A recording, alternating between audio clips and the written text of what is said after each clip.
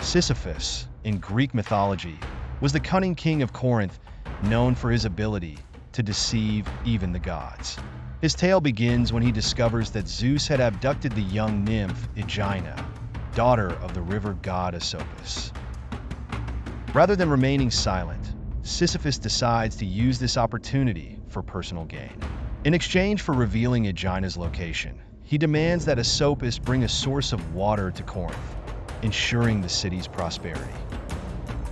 This act of betrayal does not go unnoticed by Zeus, who, enraged, decides to punish him for his insolence.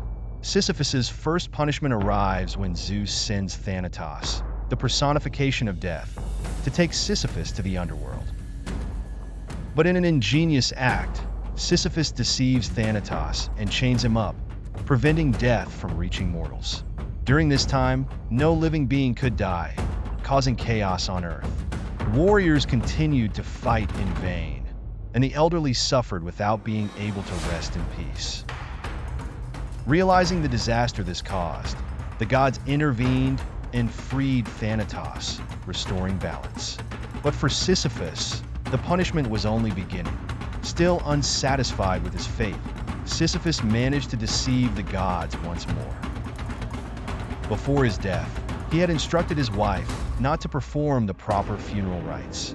Once in the underworld, he convinced Persephone, the goddess of the underworld, to allow him to return to the world of the living to punish his wife for her apparent negligence. Persephone agreed, and Sisyphus returned to life. But instead of fulfilling his word and returning to the underworld, he lived out his days as if nothing had happened, once again defying the gods. Finally, Zeus decided to impose a punishment reflecting the magnitude of Sisyphus's insolence. The king was condemned to push a massive boulder uphill. Each time he successfully got the boulder to the top, it would roll back down, forcing him to begin again.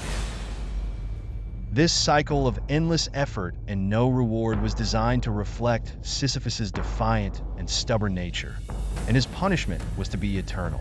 Sisyphus's story has endured through the ages not only as a myth of divine punishment, but as a profound metaphor for the nature of human life.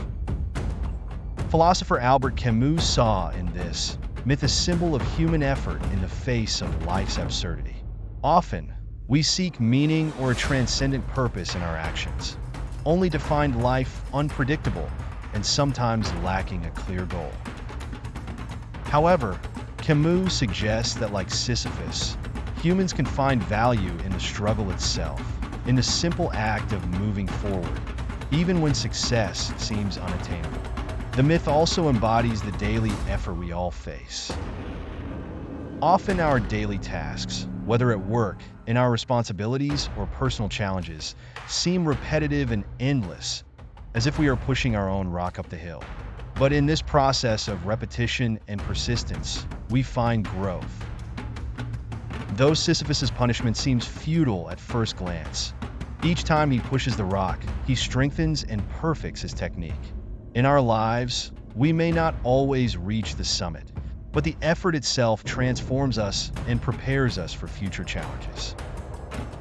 Sisyphus also exemplifies perseverance in the face of adversity. Despite knowing the rock will fall again and again, he keeps pushing, never giving up.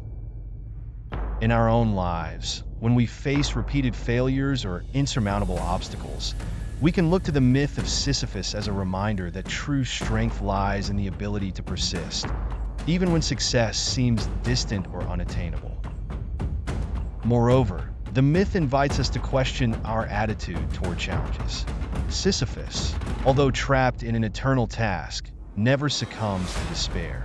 Instead of giving up, he keeps pushing the rock again and again.